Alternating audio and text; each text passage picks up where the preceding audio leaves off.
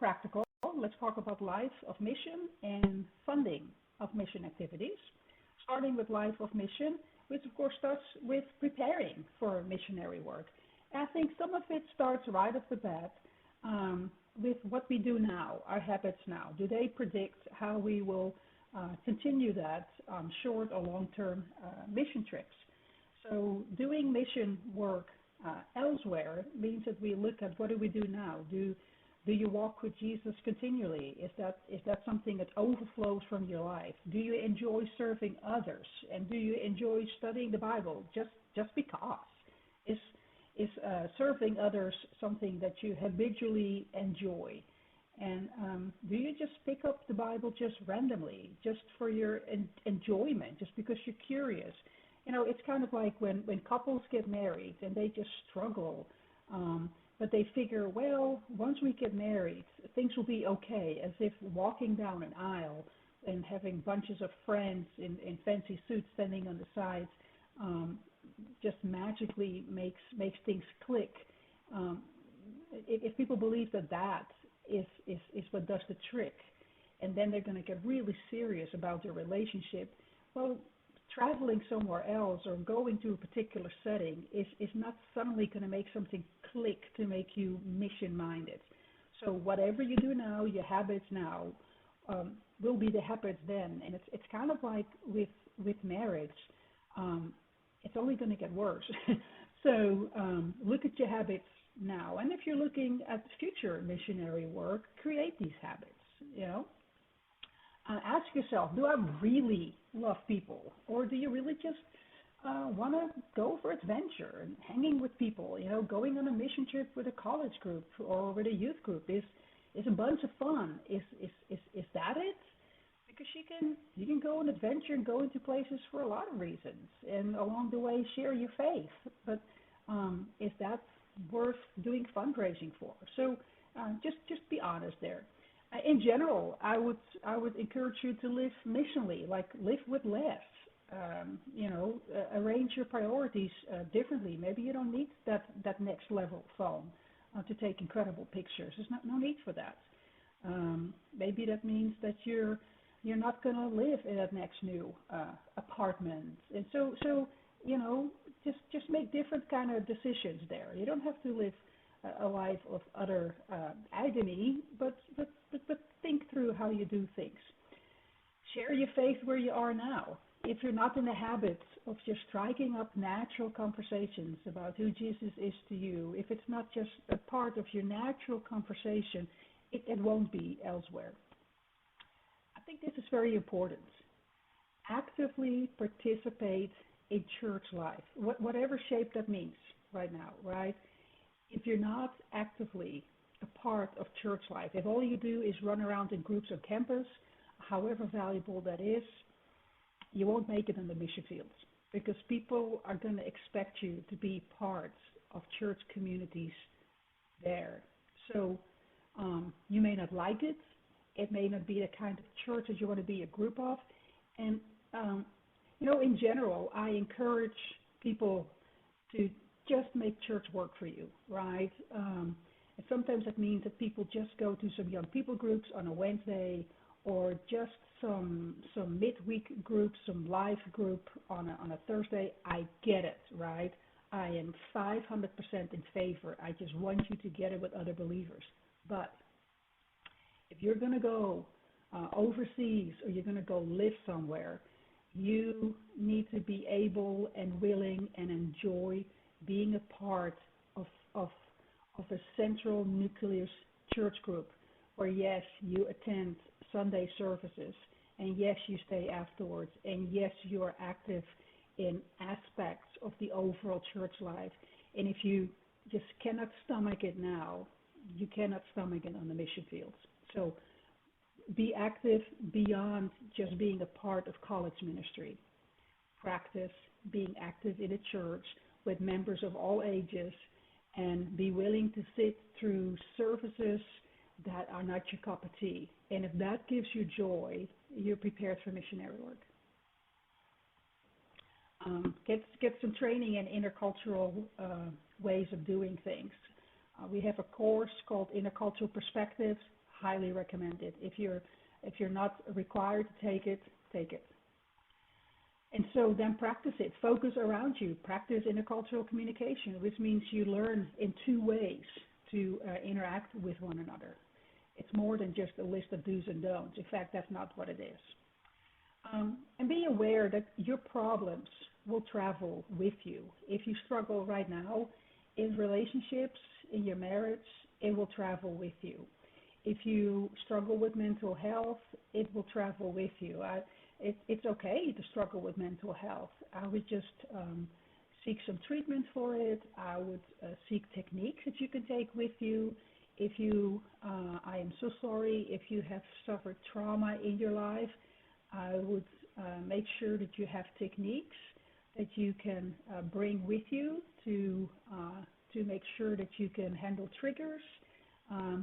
Just be aware of that. If you struggle with addictions, if you're addicted to watching social media, if you're addicted to porn, that will travel with you. Going somewhere else will not stop it. In fact, I think it will make it worse.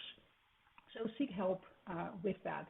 If you have social anxiety and things like that, go and find help. Go see how you can step out of your comfort zone. So yes, there's more here. Just seek preparation. And I'm going to say this very carefully, but going on mission trips with a college group does not prepare you for missionary work long term. Go with a group that makes you uncomfortable, where you don't know any people. That's a better way to prepare. Okay? Now, I'm not saying don't go on mission trips with college groups. That's good. Those form indelible memories and are a lot of fun, and you do good work. I'd say in addition to that, do something else first. All right? So moving right along. If you're single and you're going to head into long-term missions, say longer than a year or longer than 2 years, and they are in those prime times that you meet people, you're going to be single during that time. A lot of mission groups have strict rules about dating, no dating in the field. If you're planning to go indefinite, plan on staying single. Make your peace with that, especially if you're female. More males get married on the mission field than females, but make your peace. I went into missions as a single female, and I made my peace staying single, and so had my husband. And we are more the exceptions rather than the rule. If you are a dating person, I want you to practice dating in group settings. The one-on-one dating atmosphere is very Western. So even if you are somewhere where people can date, that your one-on-one dating days are over. So be very careful with things like that. If you're married, you really have to nurture your marriage. A lot of mission organizations have rules where you must be married for at least a year before you can leave for the mission fields, and rightly so. Study language acquisition, how to learn a new language, and try some new things. Duolingo is not enough. If you avoided taking languages in high school and in college, if you hated the thought of taking Hebrew and Greek, and you found the easy way to do some Spanish because you really just hated the thought of doing language, then I'm not so sure if missions is for you. You may have to go somewhere where people speak English, and I'm just being plain honest. You need to be excited about learning new languages. And that doesn't mean you have to go overseas. Even if you are doing mission work right here in societies, you need to be excited about it. If it is doing deaf language, then get excited about it. Get excited about the work of God and be able to communicate with other people. Learn to listen to people. Just learn things about people and listen to them. Not so that you can next break into the conversation and start some gossip presentation. Just listen to them because you love them. Learn to be a praying person. Not somebody who prays a little bit in the morning and prays a little bit at night, but who prays throughout the day. You don't need to have all your things worked out in your head and put them in neat little boxes. Don't think in boxes. Learn to have some fluid lines there. Um, I'm very serious. Practice in the mirror how to respond to some shocking things people can tell you, and learn to have your non-shocking response. You know, my husband was a missionary in Russia, and he taught in the Russian school system in Moscow in the year right after the wall came down, and he would have lunches with Russian teachers, and the Russian ladies would tell them that they pretty much used abortion as birth control. So whether you are in favor of abortion or against abortion, most people would say don't use it as birth control. So some of these young ladies had had 6, 7 abortions, and he remembers sitting there and them just sharing that with him. And imagine if somebody just tells you that so it's a group. He's not alone with a lady. Just telling him like, yeah, I've had 7 abortions, and just your face just keep smiling. Okay, okay, rather than going 7 abortions. It's the practicing those non-judgmental ones. Here's one that may be weird. In a minute here, we're going to talk about funding. Learn to earn money. Learn to earn money. Some of you need to have jobs to stay in school. It's a tough life, right? I did that. I held 2, 3 jobs on the side, worked in the middle of the night, then slept in the train, and then went back to college. I'm from a blue-collar family. Nobody paid a dime. And so did my husband. But, too often I interact with people who they want to do internships in churches, and churches pay very little. Then over the summer they work in camps. Camps work very little, pay very little, and then they want to go on mission trips, and so they raise money for that. But you can't really relate to people in their everyday life if you haven't held a job that causes you to earn money with your hands. So yeah, why don't you sign up for the fast food restaurant or delivery service or just anything, an after-school tutoring program or things like that. Earn some real money. I've worked in chicken factories. I've done yard work. Just I've worked in construction. Worked on houses. And that means that when people talk to you about their life, you can relate to them. So first of all, get that experience of having a job and relate to people, but also earn money. So you can use that earned money towards trips, and we'll talk about that in just a little bit. And learn to laugh at yourself. Get rid of any kind of hindrance of embarrassment. You will goof up in any kind of setting. You will constantly goof up, and you need to learn to laugh at yourself. If you're going to be embarrassed about something, then the mission field is not for you. Short-term missions. Yeah, there are a lot of questions about its effectiveness, a lot of articles about its ineffectiveness, a lot of different opinions, a lot of questions about does it make a difference? Does it make a difference if a whole group travels somewhere else to, I don't know, work in a school building, bring supplies? Could those have been sent? Could those have been brought over by regular people? Is it mission tourism? Does it take local missionaries away from their work? They typically have 1 or 2 people. All they do is entertain the groups that come to them. There's a lot of stuff. There's a lot of stuff to do about mission tourism. Going there and just entertaining people. How do you know that you're a mission tourist? If you want to take those perfect pictures. So I wonder if the next time that you go on a mission trip, if you can restrain yourself and not take the pictures with the cutesy kids, the dramatic pictures. Just don't take them. Take pictures with your friends, but not with the people. That will reduce mission tourism. Ask yourself this question. If you've raised all sorts of funds, what if you donated the money instead to the cause of the mission rather than you going there? Would you be willing to do so? What it does is it shows it shows the heart. Is your heart in the cause of the mission, or is your heart in going on that mission? A big question is this: do short-term missions really change something in the lives of those who go, and does it increase the chance that they later on lead more missional lives or go into missions? And anecdotally, people will tell you it does. But actually, research has pointed out it does not. There's absolutely no difference. People just lead the same kind of lives, and it also does not change how they give to future missions.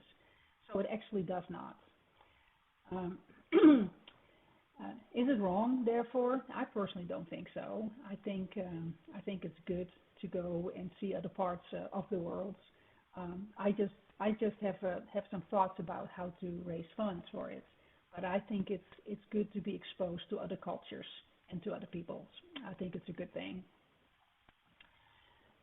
Look at other types of options to go into short-term missions. Do some disaster relief, community development, join some medical missions. You don't always need to be a medical person to go and join a medical team. They always need people to do some administration or to help with kids. So those are good things to do. Every year, I try to take people to a conference in February called M3 in Houston, where you can find opportunities for that. So let's talk about funding. How is mission funded? Is there a right way? Is there a wrong way? Well, there's different ways of doing it. There's traditional funding, and then I believe there's some other ways of funding. And times have changed. Remember, shifting paradigms here. We're more in that secular paradigm now. And so with the decline in church attendance and people being less involved in church, there are less giving people, to be honest. And so if we flood those churches with a request, if we flood individual believers with requests, there are, just practically speaking, less people who give and more people who ask. And so there's just a growing demand. And the question is, can we sustain that? And the other question is, are there different ways? And where does this funding model come from? So who needs that money? Well, ironically, it seems that it's mostly Protestant missionaries who need that, and especially evangelical church people. Other types of denominations and missions seem to have covered it just fine. So this money raising seems to come from somewhere. Well, we see biblical models, right? We see that Jesus sends out disciples and tells them, don't bring anything. People will just give you some housing. Paul and Barnabas are sent out by a church, so we see that it's often sent out by churches. But over and again, we see Paul working at his own expense. He has a craft that he joins with some friends, Aquila and Priscilla, and they make tents. At times we see local churches sponsoring. At times we see that he declines assistance, and other times he accepts assistance. Any person that says this is how it's done in the Bible, well, there's different models. So that's kind of hard. An early writing called the Didache, which is a writing that originates in the early church in Syria, actually stated that if you have an apostle or a prophet that just keeps asking for money, that person is not genuine. And they said, now watch, they can come for a little bit, but if they ask for more, if they overstay their welcome, just don't keep giving that. And so this is not some apocrypha, these are early Christian writings. So they dealt with that. They dealt with people who constantly kept asking for money, and they kind of put some rules down. Well, as we go throughout church history, we've already looked a little bit at history, there, missions is funded in different ways throughout. The Catholics always had a way of funding their particular orders, but once they were established in a place, they followed the rule ora et labora, pray and work. So they had their own gardens, and they were provided with a monastery, but they had to work it. So then going throughout the remaining of missions, eventually, we get this uprise in missions, and the father of mission, William Carey, goes to India, and that's where modern missions kind of starts, right? At first, though, Carey works in a factory and as a teacher, and I need to fix that. And so he proposes at some point that that missionaries get some funding so that he can focus on his ministry. And the way he proposes that takes place is based on the local business model. He sees how the secular trading societies do that. They get funding from the West, and he figures, well, so can missions. And this is where the model originates. You get secular trading society missionary models. So it came from a for-profit trading company model. It's a business model. And so, yes, back home in London, the London Missionary Society is more of the evangelical wing, and then the Church Missionary Society starts sponsoring missionaries, and we've done it ever since. So for over 2 centuries, especially the evangelical community has used that. Now, people like that because they're like, look, that means that we know who support us. People tend to pray for us, donor support, and it's often presented as a biblical model, as a faith model, but it favors white missionaries who come from well-to-do places. It doesn't count on the fact that more of the gospel is now presented in the global South, and it's just really hard because in certain cultures it's really shameful for people to raise money. So, especially in Asian cultures, for example, that's really just tough. So you can modify the traditional model, or you can have a third party raise money on your behalf. Remember we talked about diaspora. Sometimes diaspora can maybe raise some support for people among themselves, but that's mostly for small projects. We have the model of tent making, right, like Paul did. That's even a challenge still in the global South, because only 17% of workers in Africa make money with their business. It takes people away from that, and you need to really have skills that don't take away business from other people. Business as mission, which is taught as a class in our business department. That is kind of promising because you can create jobs for local people, and the host cultures can really respect that. But you need startup capital for that. So there's some ed puzzles here. I like Gospel Link, where you sponsor local pastors, working with partnerships, crowdfunding issues, but I don't think it's very becoming, and a lot of mission groups really do not like that. And it looks like the rich from the West come in. I like this idea of designating pieces of land or animals. I love that idea. And the handful of rice is a beautiful way to go.